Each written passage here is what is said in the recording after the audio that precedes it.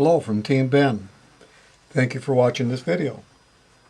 This is my grandson Benjamin, and when Ben was old enough to start playing with adapted toys, it was really great to start having some fun for a change. He was really getting a kick out of playing with them. And the thought occurred to me that our kids are surrounded by equipment to monitor them and to keep them healthy, but it was really great to see a little fun brought into his life by adapted toys. These toys and switches are available commercially, but are expensive. What we wanted to try and accomplish was to adapt toys and make switches out of readily available materials and at a low cost. And we wanted to do this so that families who are struggling to keep their kids healthy could also afford to provide some toys and switches for them as well. I learned how to adapt several toys, but the switches presented a real challenge. Again, we wanted to build them out of readily available, inexpensive parts, and since I personally do not have experience in electronics, be able to build it without too much trouble. The switch also had to be small enough to fit in Benjamin's hand and not require too much effort to activate the switch. Here are the components of the switch that I come up with, as well as instructions for building it. Enjoy the video. Well, Radio Shack has quite a variety of switches, and I've tried, I think, just about every one of them. Learned a lot about switches. There's tactile, which means you have a slight back pressure when you push on the switch, and non-tactile, which is easier to engage. And you have momentary contact, or you have a switch that will stay made once it's pressed. For making a switch to use with adapted toys, this one from Radio Shack works very well. It is a momentary contact, non-tactile, so it doesn't take hardly any pressure to make the switch. And as soon as you let up on it, it disengages, so it's a momentary contact. And I included this pen here just to give you an idea of the size. The switch itself is relatively inexpensive. From Radio Shack, they're $2.19 a piece. So with that, we'll move on to the wire. I tried a lot of different kinds of wire from Radio Shack, including this 24 gauge audio cable. It was a little bit too stiff for my liking. Then I had a family send me some headphone cable, which worked very well. So I went online and I found at mycablemart.com a 12-foot iPod or MP3 extension cable. It's 3.5 millimeter male on each end, and it's 12 foot long. And this was $2.17. So by cutting it in half, it gives me two 6-foot long cables to use for a switch. And the ends are already soldered down, so I don't have to worry about that. So for about $1.09, we got enough cable to do the switch. Two more components to the switch are super mount double-sided foam tape that I get from Radio Shack. And there's enough tape in one of these packages. The package costs $2.19, and you can do 6 to 8 switches out of one package. So for less than 40 cents a switch, you can get all the tape you need. And this is just black electrical tape. The real challenge to making a homemade switch was to find a container to put it in. This is my first attempt at making a switch. I'm thinking that, Ben could just grab this and activate the switch that way. And it worked a little bit, but it's really way too big. I still use it as a test switch. You can see inside there is mounted a switch and a couple of springs from ballpoint pens here, and activate the switch that way. But that was way too big, and that's a project box kit I got from Radio Shack. This is their smallest project box, and it still, of course, is way too big. So went shopping, spent a lot of time in dollar stores and drugstores. Even came up with a clothespin, drilled a hole in the end of the clothespin and mounted the switch inside, wrapped it in foam, So when you squeeze the end of the clothespin, it activates the switch. Again, that worked, but it's still just a little bit too hard to activate. So one day my wife brought me a dental floss container from the medicine cabinet, and she said, why couldn't you make that out? Make the switch out of that? And so that's what we did. This was a free trial-size dental floss container, and it was small enough, and we were able to take that apart and mount the switch inside, attach the wires to it, and it worked as a switch. Then a little bit better idea came with this dental floss container. This is again a trial size. This is by Colgate. This is from Crest. This one here is ideal because it's just small enough to fit in the hand. And in fact, I'll show you a picture of Ben holding his switch. And as simple as the switch is, it seems to last for quite a while, and we haven't had any trouble with it. So these are free from, I got a case of these, a case of 100 from Colgate Palmolive. And our dentist gave us a case of 100. So I'm sure if you talk to your dentist, you could be able to get a few of these. And they're very, very easy to adapt. So with that, we'll get into actually taking one apart and putting the components in it and making the switch. Well, these are the tools that I use to work on the switch. It's a little bit labor intensive. I use an X-Acto knife. You could use a small utility knife. This is like a Dremel, but it's a cheap one I got from Harbor Freight for 10 bucks. This is an 11/64 drill bit. This is a 3/32 drill bit. And then at the very last, you'll use a soldering iron. Well, the first thing to do on this particular dental floss is to cut this lid right off. And you can throw that away. And the next step would be to take a little tiny screwdriver and pop open the case.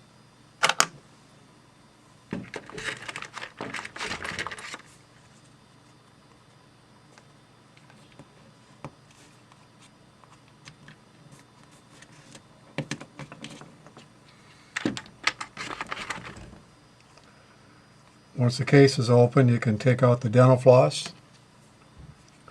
remove the metal piece, and discard that. And so what you're left with is a clamshell case. And the thing we have to do now is to get rid of these two posts and any of these pins here that kind of want to make it stick together. Removing these is, that's why I got the Dremel tool.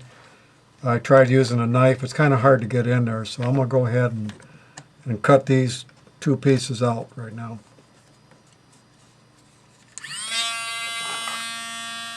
Well, you got to skip all the nasty stuff. That is probably the hardest part of this project, is getting those two posts out of there. Now these little pieces that are sticking up here, I'm just going to carefully cut those out of there because they have a tendency to lock this container shut, and we don't want it to lock shut. So now we have an empty shell, and when you push it together, it doesn't take hardly any effort to push it together, but it wants to spring back. But it does not lock down or anything. I think we're ready to drill a couple holes in it now and then install the switch. On this dental floss container, you have a deep side and a shallow side. The side with the label is the deep side. And I'm going to drill a hole in the pointed end. And this plastic is surprisingly kind of tough. But anyway, this is an 11/64 hole I'm going to drill right there. The purpose of that hole was for the wire to pass through to attach to the switch. Next, I'm going to drill two 3/32 holes.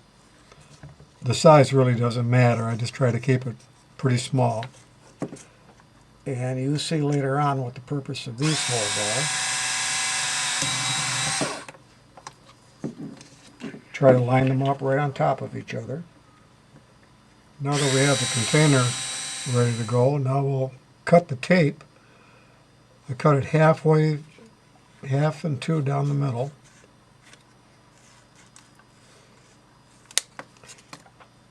And then every ½ inch. I know from experience that it will take 7 pieces of tape to complete this switch. And it will take 5 stacked on top of each other on the bottom in the deeper part and 2 on the upper part.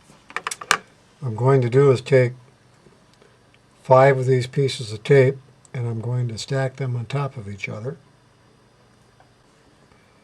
It really helps if you're coordinated when you're doing this. It's probably a good thing I'm not a brain surgeon. Okay, now that I have the 5 pieces of tape stuck together, I'll expose the sticky side here, and I'm going to place this as close to the hinged part that I can.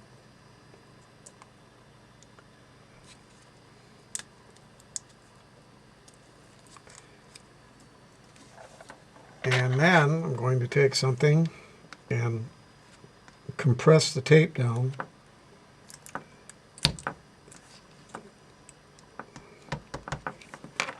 So it's made good contact. I'm going to take the 2 pieces of tape that are left and do the same thing on the top. So now we have tape on the bottom and on the top. And for the time being, I'm leaving the paper covering over the tape, so the sticky side isn't showing. What we'll do now is we'll feed the cable through the hole, expose the wires and solder them to the switch.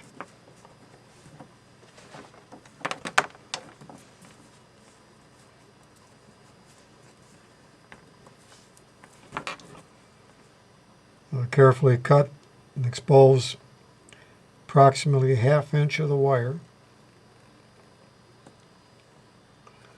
Now, since this is stereo cable, there are 3 wires.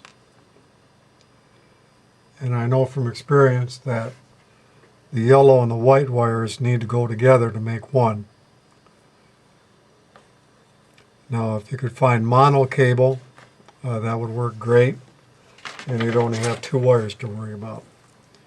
So we'll just expose those wires and get ready to heat up the soldering gun. It's time to solder the wires onto the switch. I'll put the switch in this little clamp I have here. And we'll put some flux on the switch. You can see that. A little bit of flux on the switch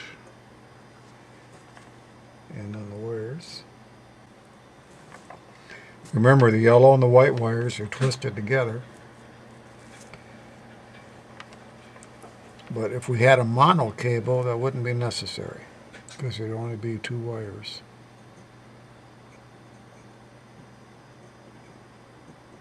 The next thing to do is to test the switch we just soldered the wires onto.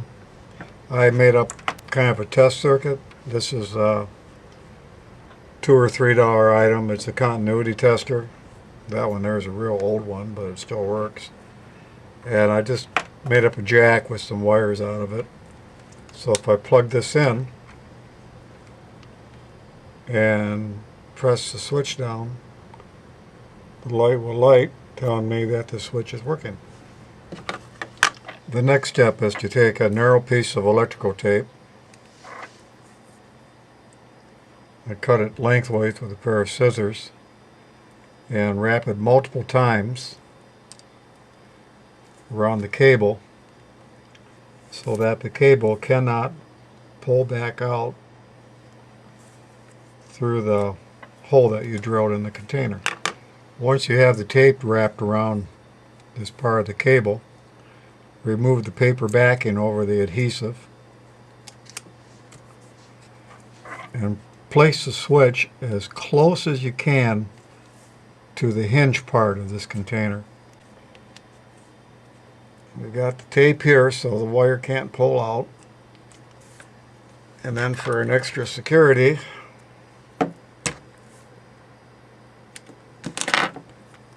we'll put a piece of electrical tape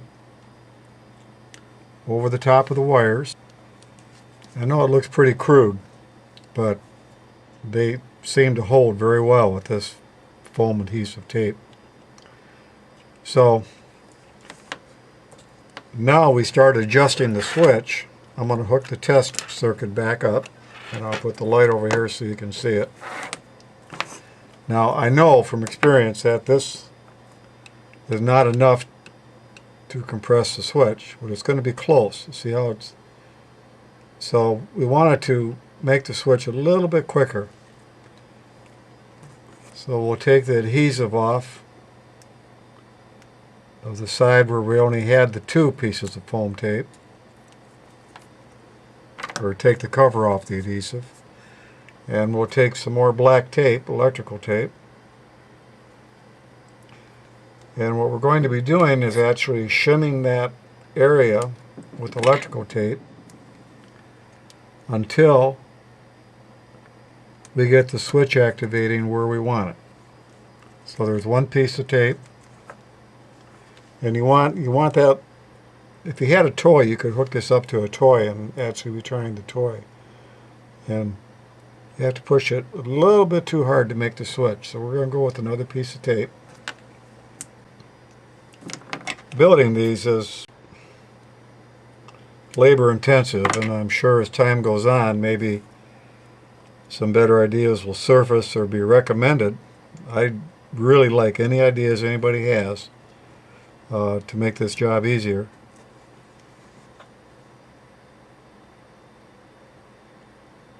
Okay, I'm looking at the gap between the two halves, and I think I want to go one more piece of tape.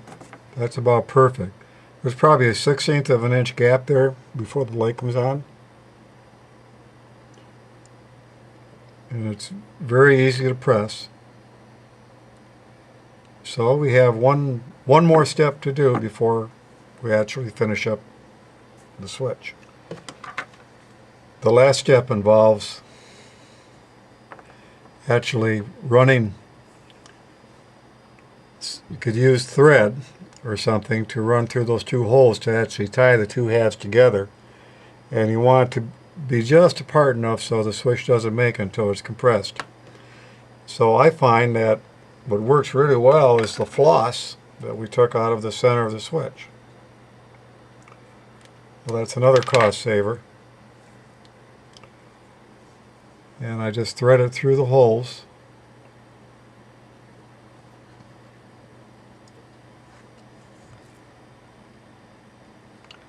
I usually wrap it through twice. So you see, if you can see, the dental floss is threaded double wrap through the two holes.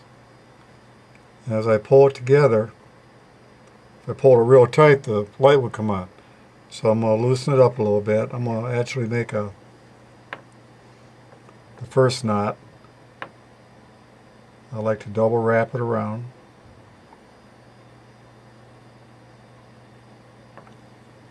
Okay. So with very little movement, the switch is activated. Last thing I do is take the scissors and trim off the excess dental floss.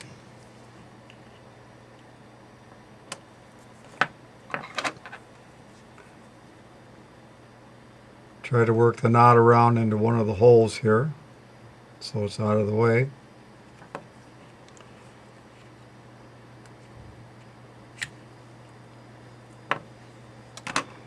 And we have a completed switch.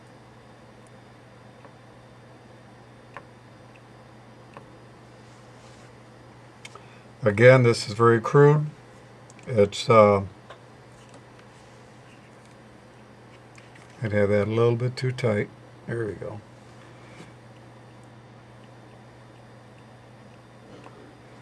But it works.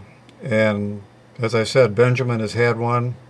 He's had a couple, but used them for a long time. The only thing I've had to do is actually cut the dental floss and retie it to adjust the switch on one that I must have had it adjusted a little bit too tight. But it seems to hold up for what use it gets, and it's inexpensive and does the job. So I hope this helped.